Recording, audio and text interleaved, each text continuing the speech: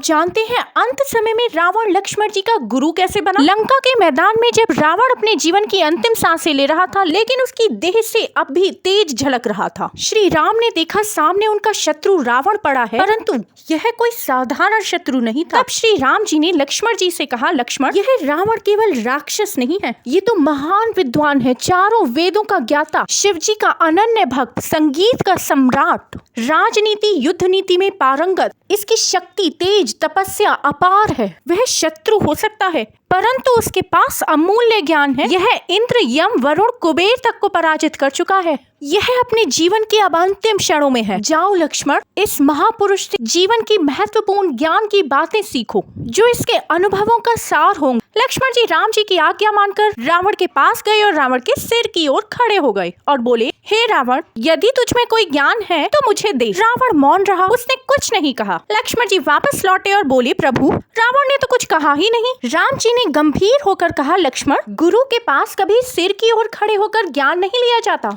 रावण भले ही शत्रु रहा हो, लेकिन आज वह एक गुरु के रूप में तुम्हें ज्ञान देगा।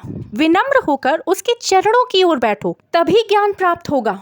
लक्ष्मण जी ने आज्ञा मानी और रावण के चरणों की ओर जाकर बैठे। हाथ जोड़कर पूरी विनम्रता और श्रद्धा के साथ रावण से कहा, हे महाज्ञानी रावण, आप अब मृत्यु के निकट हैं। आपने अपने जीवन में जो अनुभव और ज्ञान अर्जित किया है, कृपा करके मुझे वो शिक्षा दीजिए। आपकी शिक्षा से मेरे जीवन को सही दिशा मिलेगी। तब लक्ष्मण जी ने रावण से 3 बहुत महत्वपूर्ण नीतियाँ सीखी, जो जीवन, राजनीति और नेतृत्व के लिए आज भी महत्वपूर्ण मानी जाती। रावण ने अपने अंतिम समय में लक्ष्मण जी को जो 3 अमूल्य शिक्षाएं दी, वे जीवन को दिशा देने वाली हैं। पहली शिक्षा, शुभ कार्य में देर ना करें। जो अच्छा काम करना हो उसे तुरंत कर लेना चाहिए, समय निकल जाए तो पछताना पड़ता है। रावण ने कहा, मैंने सीता हरण करके बहुत बड़ी भूल की। राम से मित्रता कर लेता तो सब कुछ अच्छा हो सकता था, लेकिन अहंकार के कारण देर करता रहा। दूसरी शिक्षा, शत्रु को कभी छोटा न समझो।